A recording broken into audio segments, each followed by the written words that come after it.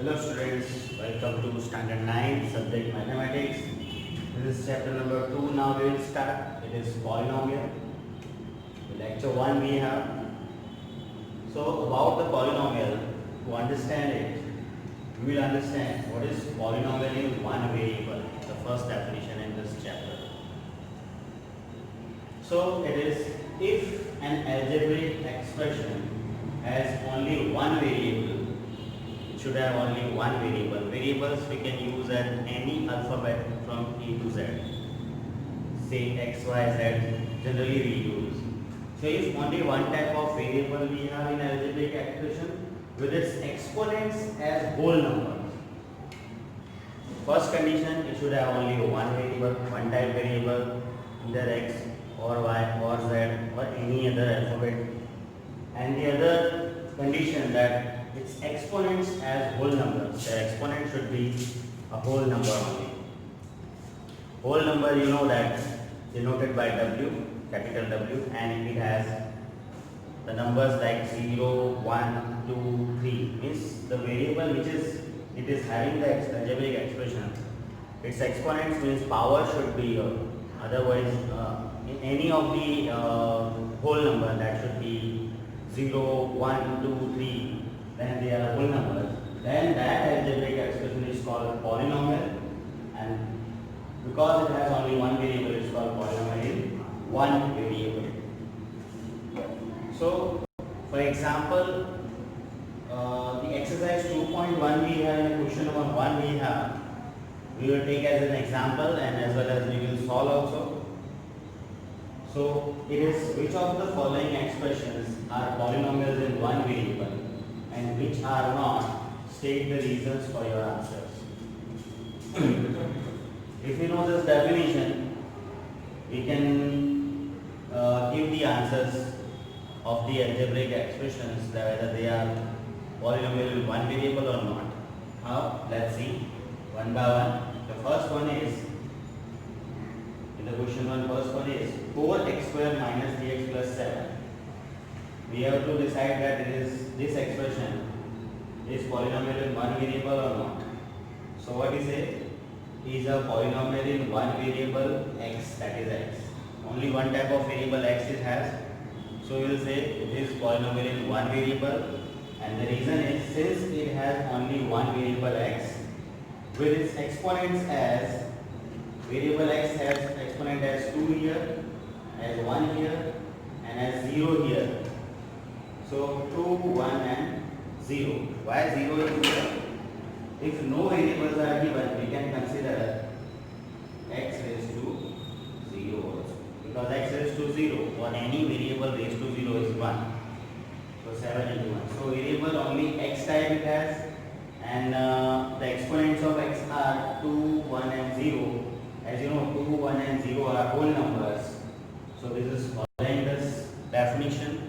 It has only one type of variable, and all the each of the variable has the exponent as whole number. So we can say that this expression is a polynomial in one variable x with this reason.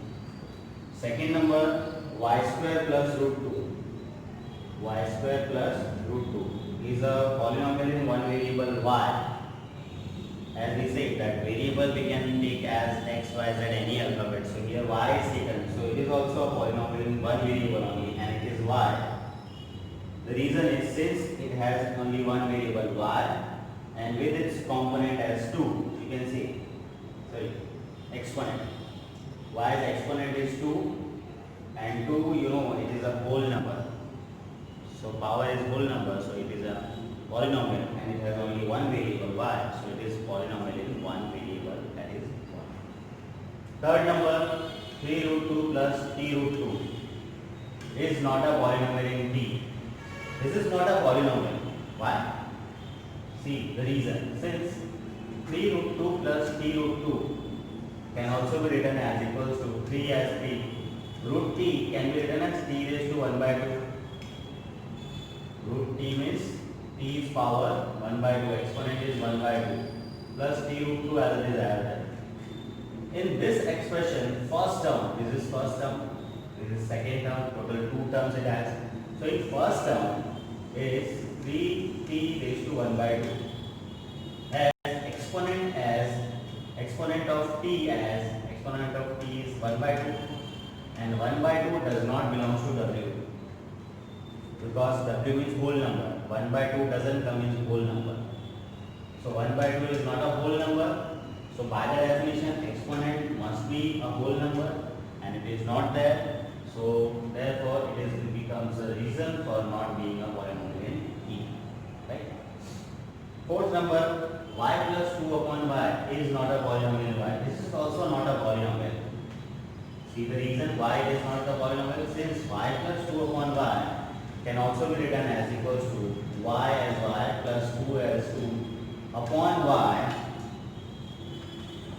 raised to 1 we can consider, and if we take it up, so it will be y raised to minus 1. Okay. Now in this expression, second term, first term is this y, second term is 2y raised to minus 1, has exponent of y as minus 1.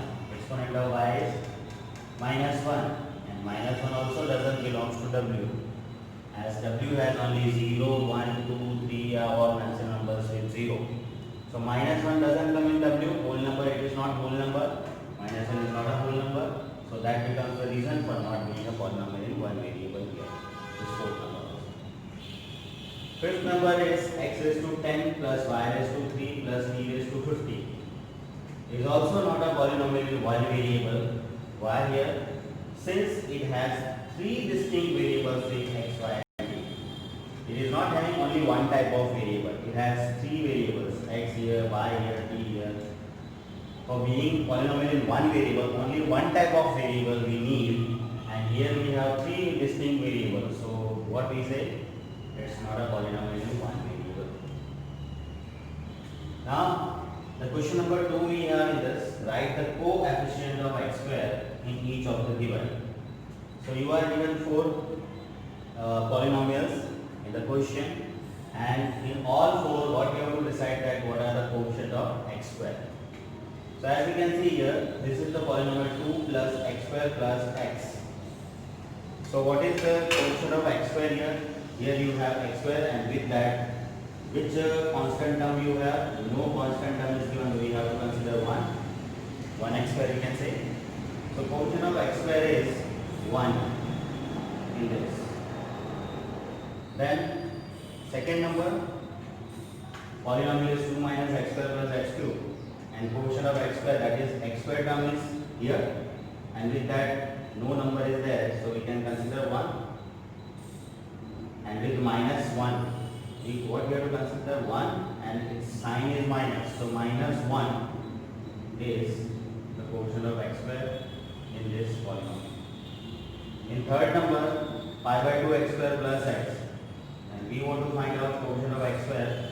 So x square is here, and with that here it is pi by 2. So this pi by 2 is called the coefficient of x square. So pi by 2